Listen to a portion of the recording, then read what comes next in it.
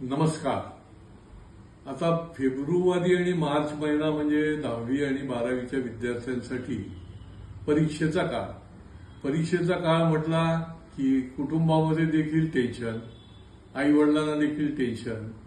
परंतु या संबंधामध्ये मी माझा जो अनुभव आहे किंवा मी सार्वजनिक जीवनामध्ये जो काम करतो त्यामध्ये जो मला प्रत्यक्ष अनुभव मिळाला आहे त्यासंबंधी एक मित्रत्वाच्या नात्याने मी काही गोष्टी सांगू इच्छितो.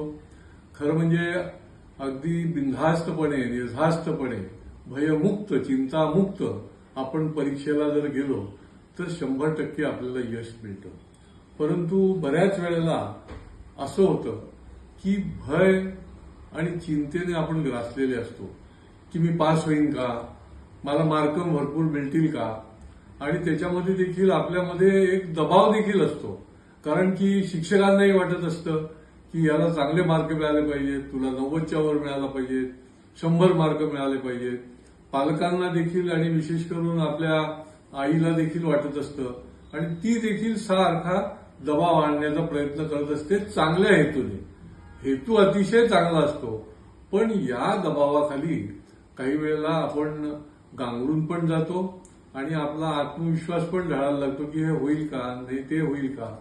आणि त्याच्यामुळे भयमुक्त राहा, चिंतामुक्त राहा आणि परीक्षेला तुम्ही सामोरं जा. या ठिकाणी आपलं अभ्यासाचं वेळापत्रक जे आहे हे देखील आपण योग्य पद्धतीने त्याची रचना, त्याचं नियोजन करायला पाहिजे असं मला वाटतं. की आपली झोपेची वेळ काय असली पाहिजे. काही वेळेला अनेक जण रात्र अभ्यास करत बसतात. आपली जेवणाची वेळ काय असली पाहिजे, आपली अभ्यासाची वेळ काय असली पाहिजे. म्हणजे ज्याला म्हणता येईल की टाइम मॅनेजमेंट हे देखील आपल्याला अत्यंत महत्वाचं असतं. ठराविक वेळ झोप झालीच पाहिजे, किमान 7 तास झोप झाली पाहिजे. बाकीची वेळ जी आहे, वेळ जेवणाचं टाइम टेबल आपण योग्य पद्धतीने पाळलं पाहिजे. आहार काय घ्यायचा ते देखील हल्ली आपल्याला योग्य पद्धतीने बघायला लागतं आणि ते देखील जेवणाची वेळ असेल आणि अभ्यासाची वेळ.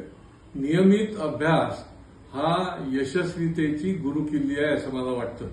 कारण की ज्यावेळेला असंख्य विद्यार्थी ज्यावेळेला अधिक मार्क मिळवतात त्यावेळेला आपल्याला लक्षात येतं की त्यांचं ज्यावेळेला आपण विचारतो, त्यांच्याशी संवाद करतो, तेव्हा ते सांगतात की आम्ही नियमित अभ्यास करत होतो, आम्ही खेळत पण होतो, आम्ही ठराविक वेळ अभ्यासाकरता ठेवला होता आणि दिस इज कॉल्ड टाइम मॅनेजमेंट आणि ती देखील अत्यंत महत्वाची आहे. सराव, प्रत्येकाला सरावाची गरज असते. अनेक वेळेला आपण वाचलेलं असतं, आपल्या लक्षात असतं, परंतु प्रत्यक्ष आपलं उतरत नाही. लेखणीद्वारे जे उतरायला पाहिजे ते उतरत नाही, कारण आपल्याला प्रॅक्टिस नाही. Practice makes man perfect. पण सराव आपण करत नसल्यामुळे अनेक जुने प्रश्न समोर ठेवून आपण त्याची प्रॅक्टिस केली तर आपल्याला एक प्रकारचा कॉन्फिडन्स पण येतो आणि आपला सराव देखील होतो. आणि त्या दृष्टीने देखील आपल्याला परीक्षेच्या हॉलमध्ये गेल्यावर एकदम असं कुठलं काहीतरी टेन्शन आल्यासारखं होत नाही की प्रश्नपत्रिका बघितल्यानंतर. आणि त्याच्यामुळे नियमित सराव हा देखील यशस्वी परीक्षेचा आणि यशाचा गुरुमंत्र आहे असं मला वाटतं.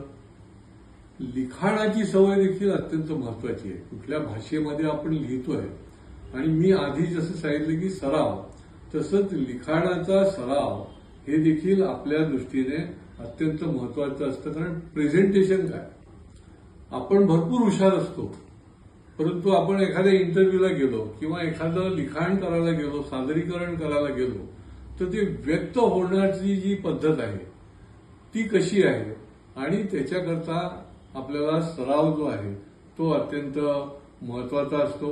आणि त्याच्यामुळे या अनेक गोष्टी ज्या आहेत याचं आपण जरी योग्य पद्धतीने नियोजन केलं तर त्याचा उपयोग होतो. आणि सर्वात अगदी शेवटी महत्वाचं म्हणजे सोशल मीडिया.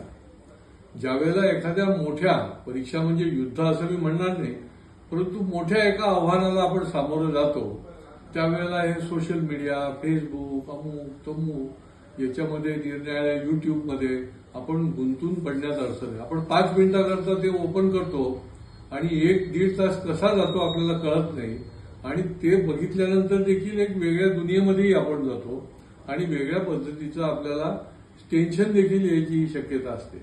आणि त्याच्यामुळे एका दिशेने सही दिशा सही नीती ज्याला म्हणतात, ते एका दिशेने आपण याच्यावर जर फोकस केलं, आपण त्याच्यामध्ये एकाग्रता जर आपण ठेवली तर त्याचा उपयोग होतो. आणि माणसाच्या आयुष्यामध्ये योग हा अत्यंत महत्वाचा आहे. आपण श्वसनाचा प्राणायाम, योग, मेडिटेशन अशा अनेक गोष्टी ऐकतो, परंतु आपलं चित्त, सच्चित्त म्हणतात त्याला, की चांगलं चित्त जर असेल तर आपल्याला मेमरी देखील आपल्याला साथ देत राहते आणि आपण कुठल्याही प्रकारच्या दबावाखाली किंवा कुठल्याही टेन्शनमध्ये न राहता आपण मोकळेपणाने कुठल्याही आव्हानाला सहजगत्या, त्याच्यामध्ये सहजता असेल तर ते अतिशय आव्हान आपल्याला सोपं वाटतं आणि आपल्याला यशस्वी वाटतं. आपण आता परीक्षेला सामोरं जातोय. शेवटी जीवनामध्ये अनेक परीक्षा असतात, त्याच्यातली ही एक परीक्षा आहे असं समजून आपण त्याला सामोरं जावं. मी तुमचा मित्र म्हणून तुम्हाला मी खूप याच्यासाठी शुभेच्छा देतो. खूप चांगल्या पद्धतीने आपण अभ्यास केलेला आहे. अतिशय विश्वासाने, आत्मविश्वासाने आपण या परीक्षांना सामोरं जा, एवढं या निमित्ताने तुम्हाला शुभेच्छा देतो. खूप शिका, खूप मोठं व्हा, समाजाच्या कामाकरता या, अशा प्रकारचं आपल्याला आवाहन करतो. आणि मी आपल्याशी जो संवाद केला तो थांबवतो. खूप खूप धन्यवाद.